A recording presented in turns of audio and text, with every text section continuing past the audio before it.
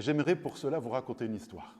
Cette histoire se déroule à l'époque du dernier calife ottoman. Il s'appelle Abdul Hamid II. Et à son époque, il y a un commerçant qui était fortement endetté auprès de beaucoup de gens. Ne pouvant rembourser ses dettes, il est parti voir un autre commerçant et il lui a demandé un prêt de 500 dinars.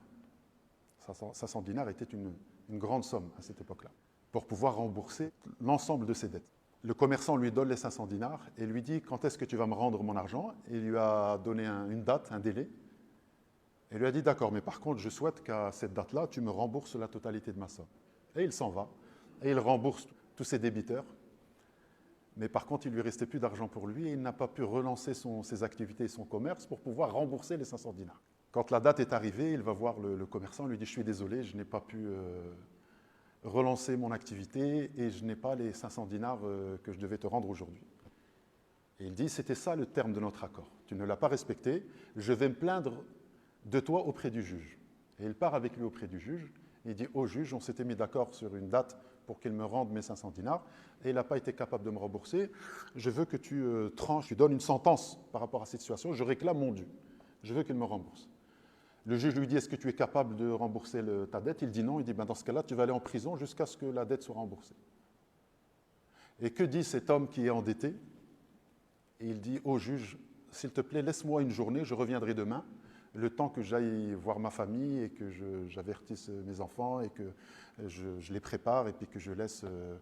voilà, parce qu'ils ne vont pas me voir pendant une longue période, j'aimerais les revoir une dernière fois et puis organiser un petit peu ma situation familiale avant de revenir et de rentrer en prison jusqu'à ce qu'une solution soit trouvée. » Je lui dis « Mais quelle garantie j'ai que tu reviens demain ?»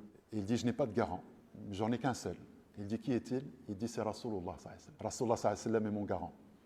Et je jure par Allah, si je ne tiens pas mon engagement et que je ne reviens pas demain, je jure devant Allah que je suis sorti de la Ummah de Nabi sallallahu alayhi wa sallam. Je ne fais plus partie de la communauté du prophète. Vu que c'est Rasulullah mon garant, eh bien je ne fais plus partie de sa communauté si demain je ne reviens pas pour la sentence. » Et comme le juge était un homme pieux, quand il a demandé la garantie au nom du prophète, eh bien il l'a laissé partir. Et il va auprès de sa femme, il dit « Voilà ce qui s'est passé et je dois aller en prison demain. » Elle dit « Mais comment ça se fait que le juge t'a laissé partir? Normalement, il aurait dû t'incarcérer de suite. Comment ça se fait qu'il t'a laissé partir ?» Il dit « Bien, je lui ai proposé un garant et il a accepté ce garant. » Il dit « Quel garant ?» Il a dit « J'ai proposé Mohammed sallallahu alayhi wa sallam comme garant et je lui ai dit que si je ne revenais pas le lendemain, alors je ne faisais plus partie de sa communauté. » Et il a accepté de me laisser partir. Elle a dit « Subhanallah, tu vois l'aide de Rasulullah sallallahu alayhi wa sallam. Rasulullah sallallahu alayhi wa sallam était la cause de cette facilité que le juge t'a permis. Eh bien, faisons des du'as ou faisons des prières et des salutations sur le Nabi sallallahu alayhi wa sallam toute la nuit. Peut-être que Rasulullah sallallahu alayhi wa sallam, comme il a intercédé pour toi aujourd'hui et tu n'es pas rentré en prison aujourd'hui, ben peut-être que demain, avec les prières sur le prophète sallallahu alayhi wa sallam, eh bien Allah nous donnera encore d'autres facilités. Faisons les causes et prions sur Rasulullah sallallahu alayhi wa sallam. Et lui et sa femme, après Salat al-Isha, ils ont fait la salutation sur le Nabi sallallahu alayhi wa sallam, Allahumma salli wa sallim ala Muhammad, et ils ont prié une bonne partie de la nuit sur le prophète sallallahu alayhi wa sallam, jusqu'à ce qu'ils se sont endormis. Et le matin, en se réveillant, l'homme dit à sa femme « J'ai rêvé de Rasulullah sallallahu alayhi wa sallam. » Et il m'a dit d'aller voir le calife pour lui demander son aide.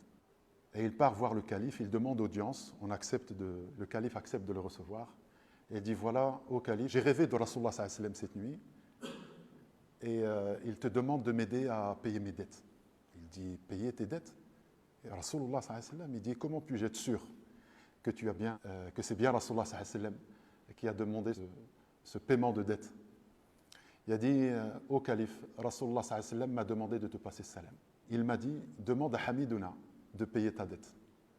Et s'il t'interroge sur le signe que j'ai bien communiqué avec toi et que je t'ai bien donné cette consigne, dis-lui que nous sommes au courant que chaque jour, il fait 1000 prières sur Rasulullah sallallahu alayhi wa sallam. » Et il a commencé à pleurer, parce que ça, c'était entre lui et Allah et entre lui et le prophète sallallahu alayhi wa sallam. Personne ne pouvait être au courant de cette prière constante sur Nabi sallallahu alayhi wa sallam qu'il faisait au quotidien. Et Rasulullah sallallahu alayhi wa sallam m'a dit de te dire que cette nuit, tu n'as pas fini les 1000 prières que tu faisais habituellement.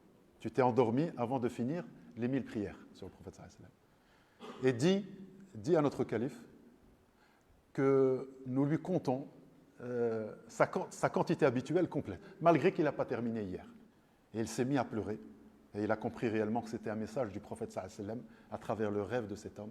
Et il s'est senti honoré par le fait que Nabi sallallahu alayhi wa sallam le sollicite pour aider un musulman. Et qu'est-ce qu'il a fait? Il lui a donné 500 dinars. Il lui dit, ça c'est pour ta dette, pour que tu paies ta dette auprès du juge, chez qui tu retourneras. Et voici 2500 dinars, ça c'est mes fonds propres. Les 500 dinars, c'est le trésor public. Je t'aide avec l'argent du trésor public. Et les 2500 dinars, c'est mon argent personnel. Voici un présent que je t'offre pour la bonne nouvelle que tu m'as annoncée avec le Nabi sallallahu alayhi wa sallam qui m'a mentionné dans ton rêve. Et il est parti heureux et satisfait. Il part voir le juge pour lui dire qu'enfin il a l'argent pour rembourser ses dettes et il n'ira pas en prison. Et le juge l'attendait avec impatience. Et quand il voit le juge le prend dans les bras et lui dit, écoute, il n'y a plus de dettes, alhamdoulilah, tout est réglé. C'est moi qui vais régler tes dettes et c'est moi qui vais payer tes dettes. Il dit, mais pourquoi tu fais ça, juge, alors que hier tu t'apprêtais à me mettre en prison? Il a dit, parce que cette nuit j'ai rêvé de Rasulullah sallallahu alayhi wa sallam et il m'a demandé de t'aider. Et il m'a dit, si tu aides ce croyant, si tu payes sa dette, eh bien nous allons payer tes dettes Yawm al-Qiyamah. Yawm al-Qiyamah, quand tu vas nous rencontrer, on va s'occuper de tes dettes et on va les résoudre pour toi. On va les payer pour toi. Et il dit donc voilà 500 dinars et avec ça tu pourras payer tes dettes auprès du commerçant. Et au même moment, c'est le commerçant qui arrive et qui lui aussi est impatient de rencontrer l'homme endetté. Et lui dit, Masha'Allah, grâce à toi cette nuit, j'ai vu Rasulullah sallallahu alayhi wa sallam et je suis honoré d'avoir vu Rasulullah sallallahu alayhi wa sallam dans mon rêve.